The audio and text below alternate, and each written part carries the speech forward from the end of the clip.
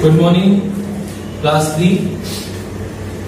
बेटा आज social studies में हम लोग चैप्टर 3 पढ़ेंगे। क्या है चैप्टर 3 आपको? तो चैप्टर 3 में आपको बेटा दिया हुआ है एनवायरनमेंट के बारे में। एनवायरनमेंट क्या होता है? एनवायरनमेंट मीन्स आवर सराउंडिंग्स,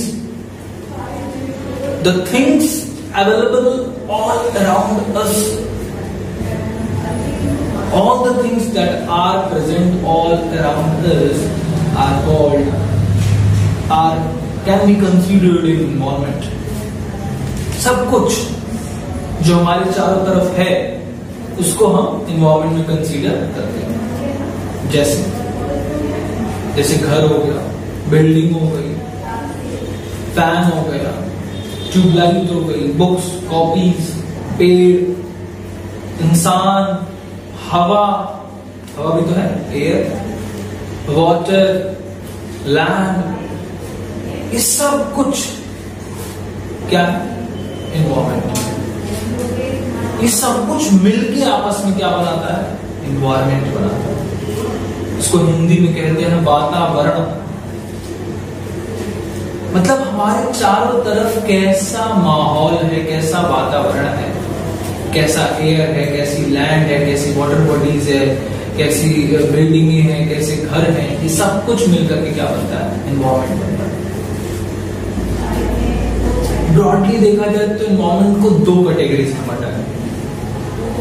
एक नेचुरल एनवायरनमेंट और दूसरा मैन मेड एनवायरनमेंट। अब नेचुरल एनवायरनमेंट क्या होता है या मैन मेड एनवायरनमेंट क्या है? या बेसिकली कह लो कि ये एनवायरनमेंट जो है वो दो चीजों से बना हुआ है, नेचुरल रिसोर्सेज से और मैन मेड रिसोर्सेज। जैसा कि आपकी बुक में भी दिया, ये भी दो टर्म दिया है आपकी बुक में, नेचुरल रिसोर्सेज। खैर मैन मेड तो नहीं दिया है, फिर भी जान लीजिए। नेचुरल रिसोर्सेज क्या होते हैं? वो रिसोर्सेज जो कि हमको नेचर से ऑब्टेन होते हैं। समझ रहे बात? वो रिसोर्सेज जो कि हमको नेचर से ऑब्टेन होते हैं, जैसे एयर, हवा, वाटर, पानी, लैंड, मिनरल्स, मेटल्स, कोल हो गया, पेट्रोलियम हो गया, गोल्ड हो गया, सिल्वर हो गया, आयरन हो गया, कॉपर हो गया। ये सब चीजें कहां से मिलती हैं? नेचर से मिलती हैं। तो जो भी चीजें नेचर हमें देता है उसको हम क्या कहते हैं? Natural resources. और जो हम उससे क्रिएट करते हैं, जैसे पेट्रोलियम हमको नेचर से मिलता है, अब उसको पेट्रोल बनाना, उसको डीजल बनाना, उसको कन्वर्ट करना, ये हमारी जिम्मेदारी है। हम उसको कन्वर्ट करते हैं। नेचर से हमें पेड़ मिलता है, हम पेड़ को काट के फर्निश करके फर्नीचर बना लेते हैं, टेबल चेयर बना लेते हैं। नेचर से हमको आयरन मिलता है, हम उससे फैन बनाते हैं। ठीक है? तो जब हमें नेचर से कोई चीज, कोई मिनरल, कोई चीज मिलती है और हम उसको कन्वर्ट करते हैं और कन्वर्ट करके उसको अपने हिसाब से बदलते हैं, तो उसको हम लोग क्या कहते हैं? मैन मेड एनवायरनमेंट या मैन मेड रिसोर्सेज कहते हैं। नेचुरल रिसोर्सेज जो भी है बेटा, वो सब हमारे लिए बहुत इंपॉर्टेंट है। वो नेचर ने हमको दिया है ताकि हम अपनी लाइफ को इजीली जी सके, लाइफ में उसका यूटिलाइजेशन कर सके, उसको यूटिलाइज कर सके उन चीजों को, और हमारी लाइफ उनको यूटिलाइज करने के बाद हेल्थी हो जाए, अच्छी हो जाए, आसान हो जाए, इजी हो जाए। लेकिन आज क्या कर रहे हैं? आज हम लोग उन नेचुरल रिसोर्सेज को एक्सप्लॉइट कर रहे हैं, बर्बाद कर रहे हैं। We pollute these natural resources by our doings. अपने कर्मों की वजह से, अपने कर्म से, अपने काम से हम नेचुरल रिसोर्सेज को खराब कर रहे हैं, वेस्ट कर रहे हैं, एक्सप्लॉइट कर रहे हैं, पॉल्यूट कर रहे हैं। तो ये बहुत गलत बात है। इसीलिए आपके इस चैप्टर में पॉल्यूशन के बारे में भी दिया है। ब्रॉडर कैटेगरीज में डिवाइड किया गया है पॉल्यूशन को 4 कैटेगरीज में। Water pollution, air pollution, land pollution, और एक पॉल्यूशन क्या है, एक तो एयर दिया है, वाटर दिया है, लैंड दिया है, और नॉइज पॉल्यूशन। 4 पॉल्यूशन दिया है आपको, एयर, वाटर, लैंड और नॉइज।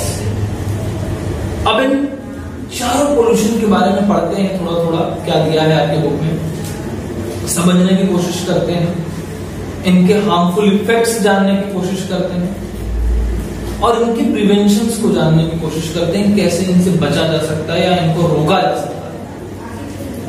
ठीक, तो सबसे पहले जो आपको बुक में दिया है वो दिया है एयर पॉल्यूशन। बात आती है कि एयर पॉल्यूशन क्या होता है। बेटा आप देखे होंगे, गांव वगैरह में थोड़ा चले जाओ तो आपको दिखेगा कि बहुत सारी क्या कहते हैं फैक्ट्रीज क्या कहते हैं, ईंटे की चिमनियां लगी हुई हैं जिनसे धुआं निकलता है। आप देखे होंगे फैक्ट्रीज में से धुआं निकल रहा है। कार, बसें, स्कूटर, मोटरसाइकिल्स ये सब चलते हैं, इनसे भी धुआं निकलता है जो कि बहुत ज्यादा इफेक्ट डालता है आपके एयर पे। एयर की एक बहुत इंपॉर्टेंट लेयर होती है बेटा, जिस जो लेयर क्या करती है ना, छन्नी, जिसको कहते हैं छननी होती है। जैसे चाय आप जब छानते हो तो क्या होता है, चाय पत्ती जो उस छन्नी में रह जाती है और चाय जो आप पीते हो वो कप में आ जाती है। जो आपको यूजफुल थिंग्स हैं वो आपके नीचे आ जाती है, जो हार्मफुल हैं वो ऊपर रह जाती है। ऐसा ही सिमिलर काम होता है ओजोन लेयर का, जो कि एक एयर ऑफ लेयर आपके अर्थ के ऊपर, अर्थ में एक ओजोन लेयर है जो कि क्या करती है, जो कि सन की जो हार्मफुल रेज आती है ना उसको प्रोटेक्ट करती है, हार्मफुल रेज। और जो रेज हमारे लिए फायदेमंद है, फ्रूटफुल है, उनको ही केवल पास ऑन होने देती है।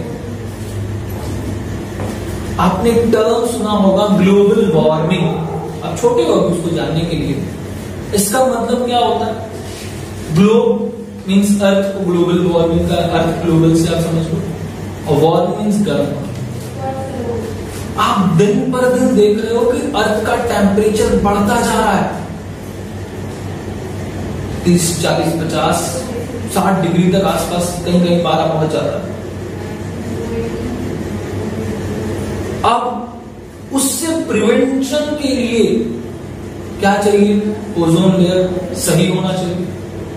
तो फॉर्चुनेटली कह लीजिए, भाग्यवश, दुर्भाग्य तो नहीं कह सकते, भाग्यवश क्योंकि कोविड-19 का दौर चला, ये 20-22 दिन 24 दिन जो complete lockdown through out the world एक तरीके से रहा, पूरे वर्ल्ड में लॉकडाउन था। आपके लिए मेजर जो कंट्रीज हैं, 95% कंट्रीज में लॉकडाउन था। कोई इंडस्ट्रीज नहीं चली, कोई फैक्ट्रीज नहीं चली, कोई गाड़ियां, बसें कुछ नहीं चली। उनका रिजल्ट था कि ओजोन लेयर फेल हो गई। सोचिए, आज हम देख रहे हैं कि बारिश बड़ी अच्छे से हो रही है, काफी नियमित बारिश हो रही है। जून में ही मानसून आ गया, जुलाई में भी बारिश हुई, अगस्त आ गया, अभी भी बारिश हो रही है। और बहुत गर्मी भी नहीं लग रही है आजकल, बहुत ज्यादा गर्मी का अनुभूति, बहुत ज्यादा गर्मी हमें नहीं महसूस हो रही। उसका रीजन क्या है? उसका रीजन है कि आज के समय में बाइक, स्कूटर, मोटरसाइकिलें कम चल रही हैं जितनी आज से साल भर पहले चला करते, क्योंकि अभी भी लॉकडाउन का कुछ असर है। अभी भी जाने आने व्हीकल्स पे रोक है, ऐसे 24 घंटा गाड़ियां दौड़ती हैं। अब ये है कि 5 बजे के बाद से कहीं नहीं ज्यादा निकलना है, या बहुत सारी टर्म्स एंड कंडीशन अलग अलग स्टेट, अलग अलग डिस्ट्रिक्ट में है, जिसकी वजह से अभी थोड़ा सा एनवायरमेंट में कंट्रोल है। लेकिन जब ये फिर वापस अपने उसी दौर में पहुंचेगा तो फिर से वही हाल होने लगेगा धीरे धीरे। खैर, तो एयर पोल्यूशन यही है, इसके हार्मफुल इफेक्ट्स आप देखेंगे, आपकी बुक में भी दिए हैं इसके हार्मफुल इफेक्ट्स। अच्छा, एक और इम्पोर्टेंट बात आपको बताना चाहता हूँ। ठीक है, बसों की धुओं से होता है, इसीलिए प्रोहिबिशन है कि 15 साल के बाद कोई बसें ना चले रोड पे, 15 साल पुरानी बसें, और प्रदूषण का पेपर बनाया जाता है, और मतलब रेगुलर हर 6 महीने का गाड़ी का पोल्यूशन चेक होता है। बहुत सारी चीजें हैं गवर्नमेंट ने बनाई है। हाँ, भले भी बहुत ईमानदारी से नहीं निभाई जा पा रही है, इसका अफसोस है, लेकिन क्या किया जा सकता है, बनाई गई है पॉलिसीज बहुत सारी। खैर, एक इम्पॉर्टेंट बात, जो हम क्रैकर्स बजाते हैं ना, फायर क्रैकर्स मतलब पटाखे, जब बहुत बजाते हो पटाखे दिवाली पे, दशहरे पे, ऐसे भी कोई मैच जीत गई टीम, या कोई ऐसे आपको खुशी हुई, आपने पटाखे जलाने शुरू कर दिए। बेटा, क्या सिर्फ पटाखे जलाना ही आपको एक मैसेज देगा, या आपको एक अच्छी खुशी की फीलिंग आप एक्सप्रेस कर पाओगे? अगर पटाखे जला के बम फोड़ दोगे, पटाखे जला लोगे, तो आपको हैप्पीनेस मिल जाएगी। और कोई तरीका नहीं है हैप्पीनेस एक्सप्रेस करने का। जो पैसे आप पटाखे में खर्च करोगे, जिससे कि एक नहीं 2-3 पोल्यूशन होगा, नॉइज पोल्यूशन होगा, एयर पोल्यूशन होगा, लैंड पोल्यूशन भी होगा, गंदगी गिरेगी। उन सब पोल्यूशन को बचा सकते हो, प्लस आपकी मनी भी वेस्ट होगी, और चंद सेकंड का खुशी मिलेगी आपको। आप उन पैसों से अगर किसी की मदद कर देते हो, कोई सामान खरीद के दे देते हो किसी को, या खुद घर में खरीद लाते हो, तो आपकी खुशी एक्सप्रेस नहीं होगी। लेकिन हमको समझ में आता नहीं है, हम फायर क्रैकर्स को ही मानते हैं कि this is the main medium to express our happiness. ऐसी बात नहीं, आपसे प्रार्थना है कि फायर क्रैकर्स को अवॉइड करिए, उसकी जगह आप लाइटनिंग चीजें लीजिए, जो लाइट दे, जैसे दिया जला लीजिए, या उस पैसे से किसी की मदद कर दीजिए, इस तरह की चीजें करिए आप। खैर, तो एयर पोल्यूशन ऐसे होगा, इसके हार्मफुल इफेक्ट्स आपको पता चल गया। ग्लोबल वार्मिंग हो जाती है, गर्मी बढ़ जाती है, स्किन डिजीज होने लगती है, आंखों में इरिटेशन होने लगती है, आईज इरिटेशन, मतलब गंदा एयर है तो धूल मतलब उड़ रही है, और गंदे एयर है तो क्या होगा, आपकी आंखों में जाएगी, आपकी आंखें जलने लगेगी, आपकी आंखें में से पानी गिरने लगेगा। इनहेल करेंगे आप गंदा अगर, तो आपके लंग्स में आपको अस्थमा हो सकता है, आपको क्या कहते हैं, सांस की बहुत सारी बीमारियां हो सकती हैं, जो कि आज समझ रहे हैं आप कोविड-19 में सुन रहे हैं, आपकी सांसें तेज चलने लगती है। अस्थमा के मरीज को प्रोटेक्ट करना चाहिए अपने आप को इससे।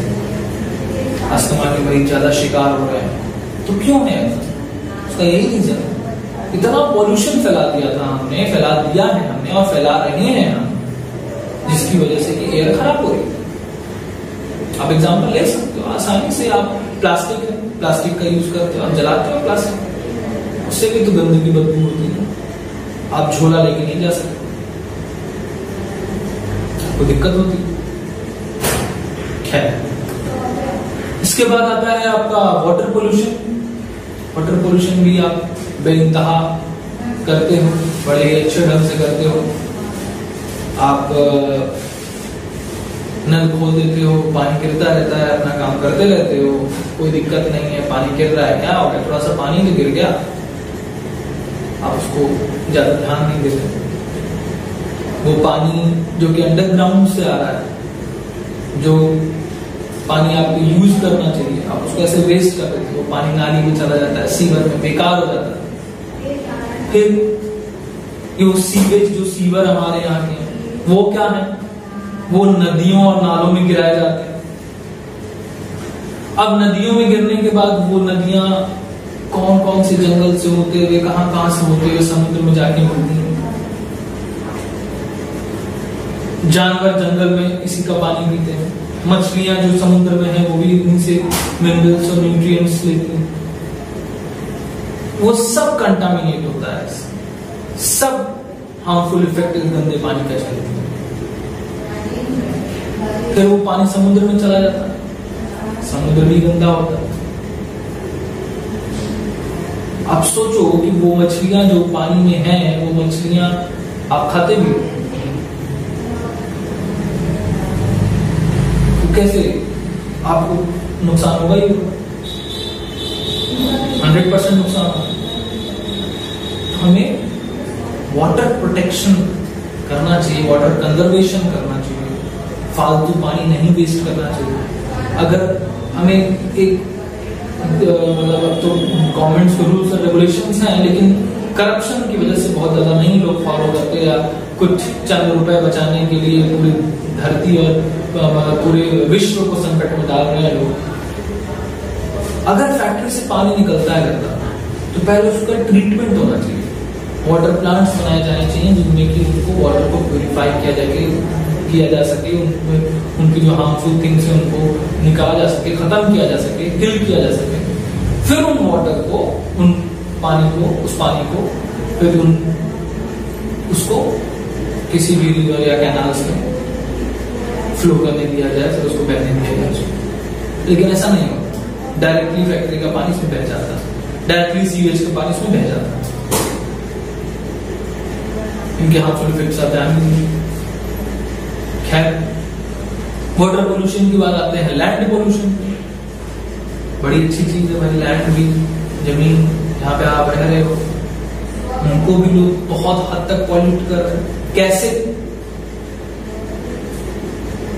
अब जिस लैंड पे से आपके अनाज उगते हैं, जिसमें आपके फ्रूट्स उगते हैं, वेजिटेबल्स उगते हैं, उन लैंड पे हम लोग क्या कर, ज्यादा पैसे कमाने के लिए, ज्यादा उपज प्राप्त करने के लिए हम क्या करते हैं, उसमें ज्यादा पेस्टिसाइड्स, इंसेक्टिसाइड्स, बहुत सारे इनऑर्गेनिक केमिकल्स डालते हैं उसमें, ताकि जो है वो उसकी पैदावार, जो उसका जो ग्रो प्लांट अधिक से अधिक ग्रो करे पर्टिकुलर एरिया में, जिससे हमें प्रॉफिट हो।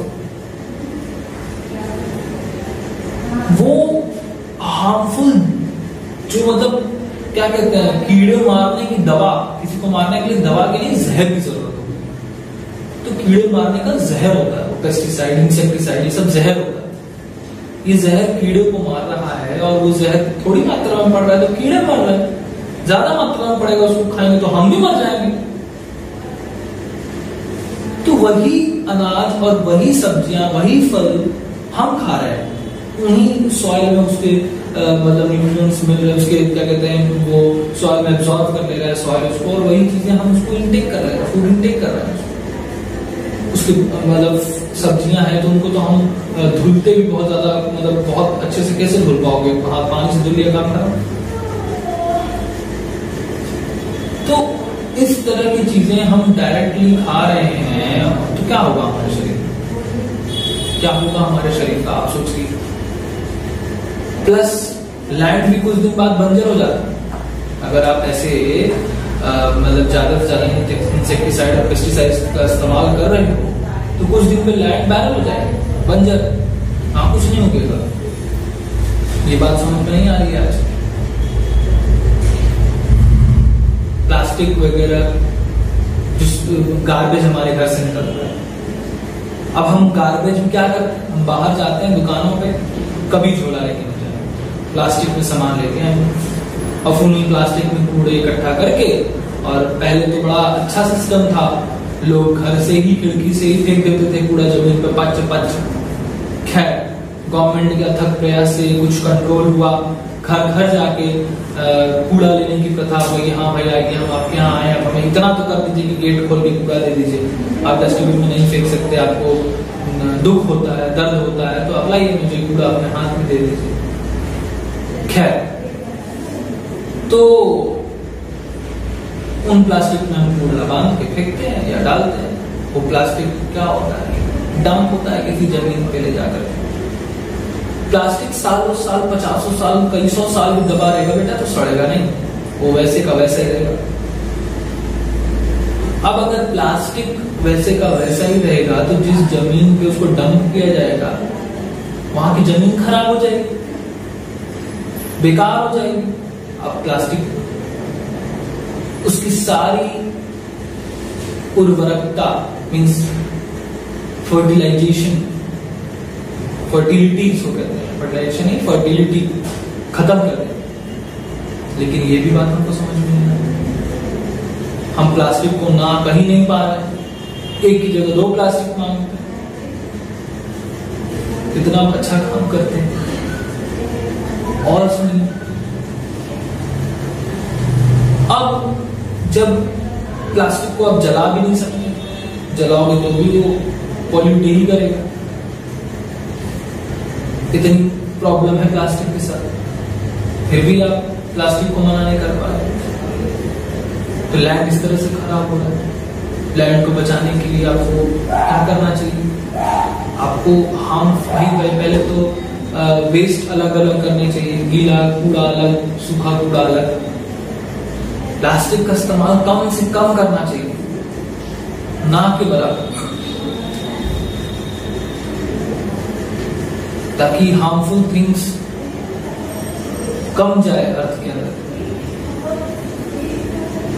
लास्टली आपका आता है नॉइज पोल्यूशन। नॉइज पोल्यूशन क्या है बेटा? बस, कार, बाइक, आजकल लोग बहुत तेज तेज वाले हॉर्न लगवाए हैं, देर तक और तेज बजे। लोग डिफरेंट फेस्टिवल्स पे अपने एम्पलीफायर और बूफर्स लगा करके, डीजे लगा करके साउंड फुल कर देते हैं, ताकि खूब तगड़ा आवाज हो। फायर क्रैकर्स जलाते हैं लोग, ताकि उससे भी खूब आवाज हो। ये सब क्या करती है चीजें? ये सब चीजें नुकसान करती हैं। नॉइज पोल्यूशन सिर्फ आपके कान को ही नहीं नुकसान करता, आपके ब्रेन पे भी असर डालता है, आपके दिमाग पे भी असर डालता है। आपकी हियरिंग एबिलिटी खत्म हो सकती है उससे।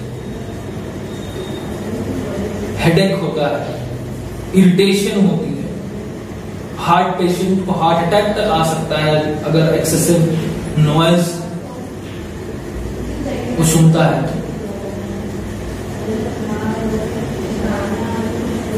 ये सब चीज हमें कंट्रोल करनी चाहिए,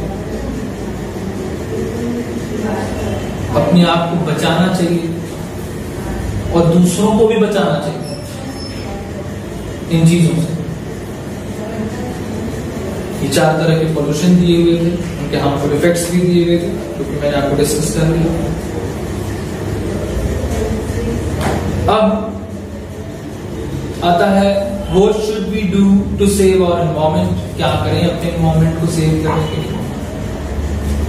सबसे पहली चीज, plant more and more trees and care, give a good care to that trees, to that plant.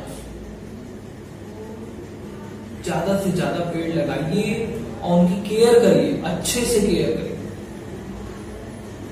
ताकि वो एक हेल्दी ट्री में कन्वर्ट हो, जो कि आपकी एयर को, आपके एनवायरमेंट को कूल करे, साफ करे।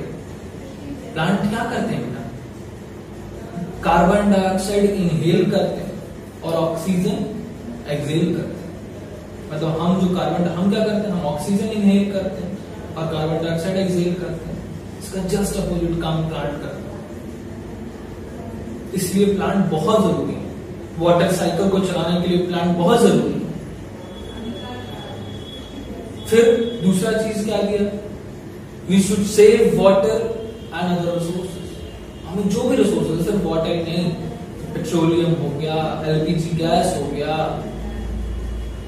कुछ भी जो रिसोर्सेज हमको अर्थ से मिल रहे हैं, कोल हो गया, उनको हमको सेव करना चाहिए, उनका हमें प्रॉपर यूटिलाइजेशन करना चाहिए, उनको हमें वेस्ट नहीं होने देना चाहिए। नेक्स्ट दिया है use jute bag, say no to plastic bags. Jute bags का इस्तेमाल करिए, पेपर बैग्स का इस्तेमाल करिए, प्लास्टिक बैग्स को बैन करिए, मना करिए, नहीं यूज करिए उसका। फिर दे रहा है say no to fire crackers. Fire crackers मत चलाइए, उससे नॉइज पोल्यूशन होगा, एयर पोल्यूशन होगा, हर तरह का पोल्यूशन उससे होगा। उसको अवॉइड करिए, मना करिए, नहीं करना है हमको, फायर क्रैकर्स नहीं चलाने हैं। लास्टली सेव पेपर और do not throw the garbage, मतलब थ्रो गार्बेज इनटू डस्टबिन। मतलब क्या? पेपर सेव करना। पेपर सेव करने का मतलब ये नहीं कि पढ़ाई छोड़ देना। पेपर सेव करने का मतलब ये कि भाई आपको जितने पेज में जरूरत है उतने पेज का इस्तेमाल करिए। पेज को फालतू फाड़ के फेंकिए मत, अननेसेसरी यूज मत करिए। पेपर का रीयूज हो सके आप रीयूज करिए। पेपर को एक्सप्लॉइट मत करिए, क्योंकि पेपर बचाने का मतलब पेड़ बचाना। पेपर किससे बनता है? पेड़ से बनता है, ट्रीज से बनता है। और जो भी गंदगी दिखती है आपको, आप गंदगी आप करते हो, जैसे पेपर वगैरह फटी गया, मान लो कोई ऐसी चीज है, कुछ फेंकना है, किसी का रैपर फेंकना है, कोई चीज फेंकनी है, उसको कहाँ फेंकिए? गार्बेज को, जो भी कचरा है उसको डस्टबिन में ही डालिए, इधर उधर मत फैलाइए। चलो समझ में आई बात? इन चीजों को फॉलो करिए और हेल्दी लाइफ जी। क्लियर? Thank you.